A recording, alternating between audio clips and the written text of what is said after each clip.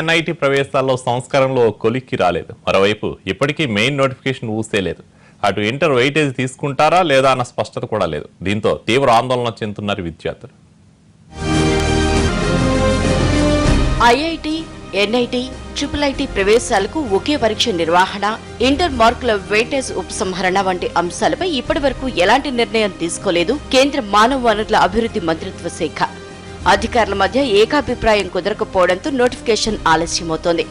వెయిటేజ్పై స్పష్టత సాధ్యం కాదు కాబట్టి గతంలో లాగే పరీక్ష నిర్వహించాలంటున్నారు మెజార్టీ సభ్యులు. ఇదే జరిగితే ఈసారి కూడా 40% ఇంటర్ మార్కులు వెయిటేజ్ ఉండే అవకాశాలున్నాయి. అందులో ఎగ్జామ్ ప్రెషర్ అనేది ఆల్మోస్ట్ 4 months సఫర్ అవుతున్నారు. సో ఈ వెయిటేజ్ తీయడం వల్ల ఇది తగ్గే అవకాశం చాలా ఉంటాయి. కనుక ఇంటర్మీడియట్ మీద ఎక్కువ ఒత్తిడి ఉండదు కాబట్టి కేవలం కాంపిటేటివ్ ఎగ్జామినేషన్స్ మీద ఫోకస్ చేస్తూ ఇంటర్మీడియట్ ఒక మంచి పర్సంటేజ్ రావడానికి మాత్రం కృషి చేస్తే సరిపోతుంది. కనుక ఒత్తిడి అనేది కొద్దిగా తగ్గడం అనేది వాస్తవమే. మరోవైపు ఇంటర్ మార్కుల వెయిటేజ్ తీసివేయడాన్ని తప్పుపడుతున్నారు. దీనివల్ల విద్యార్థులు కోచింగ్ సెంటర్లకే పరిమితం అవుతారంటున్నారు. వెయిటేజ్ 40% నుంచి 25%కి తగ్గించాలంటున్నారు.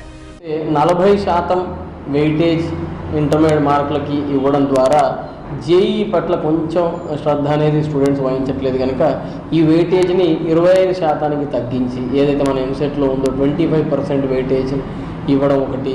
రెండోది, ఏదైతే వీళ్ళు నార్మలైజేషన్ టెక్నిక్ ద్వారా ర్యాంక్ని ఫైనల్గా ఇష్యూ చేస్తున్నారో జూలై మంత్లో, ఈ నార్మలైజేషన్ ఫార్ములా లేదా మెథడ్ ఏదైతే వాళ్ళు ఫాలో అవుతున్నారో దాన్ని కొంచెం ట్రాన్స్పరెంట్గా పెడితే మరింత మంది తెలుగు విద్యార్థులు ఈ ఎగ్జామ్లో ఉత్తీర్ణమయ్యే అవకాశం ఉంది.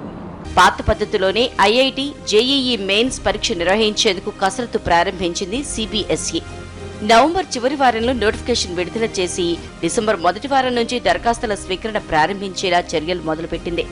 మరోవైపు వెయిటేజ్ తీసేస్తే గ్రామీణ విద్యార్థులతో పాటు 2 తెలుగు రాష్ట్రాల్లోని అమ్మాయిలు నష్టపోయే అవకాశం ఉందంటున్నారు.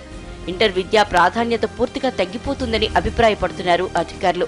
మేధావులతో చర్చించి రాష్ట్ర ప్రభుత్వం అభిప్రాయాన్ని తెలిపేందుకు 2-3 రోజుల్లో సమావేశం నిర్వహించేందుకు అధికారులు కసరత్తు ప్రారంభించారు.